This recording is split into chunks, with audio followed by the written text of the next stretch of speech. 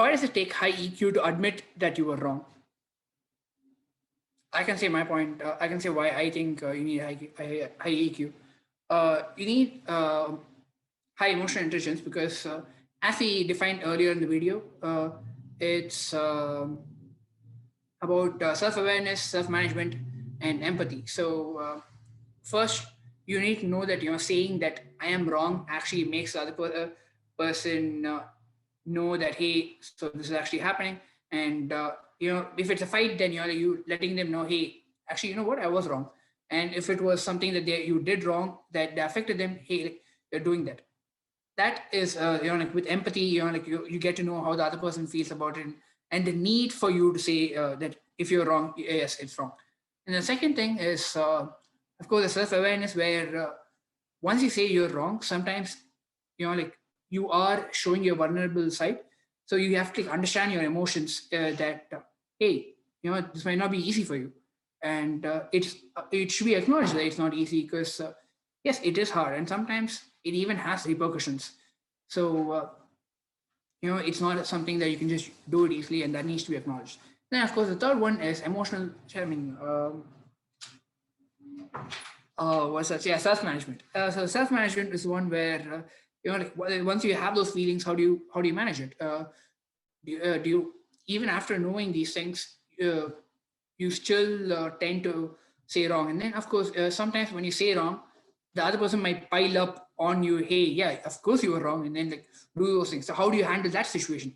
Or they might actually be a good person and like be gracious. That, hey, you know what? It happened. Humans make mistakes. Let's move on. And like, how do you react to that? And sometimes people are not even good at taking praises. So saying wrong, like that you're wrong, is way harder. So yeah, that's my way of looking at it. Do you guys have anything to add? What you said was very comprehensive.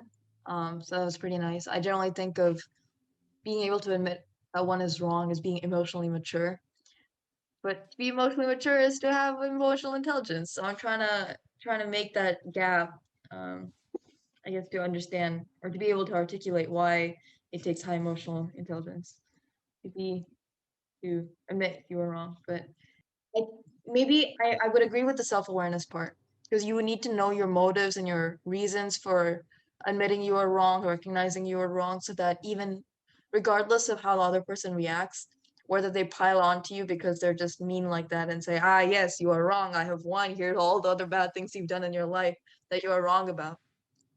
Whether they react like that or they say, hey, it's okay, mistakes happen, like you were saying, regardless of which way it goes, if you are self-aware of the reasons you're saying sorry and the emotions you're experiencing, you'll be able to stay more centered, regardless of how the conversation goes. And that makes it easier for you to admit you're wrong the next time. And so just being able to do that requires that kind of emotional self-awareness. So cool. Good question. Yeah, totally agree. And I just want to say, like being able to do that, I'm just repeating what I already said, which is, when you say you're wrong, you could potentially like have a hit on your confidence, but then, that's where stress management comes in. That's where self-awareness comes in.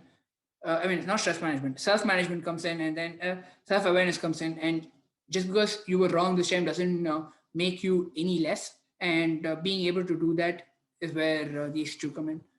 Thanks for watching. For more discussions, make sure to subscribe and turn on the notification bell. Also, make sure to like and comment more topics that you'd like to see us discuss. We'll see you next time.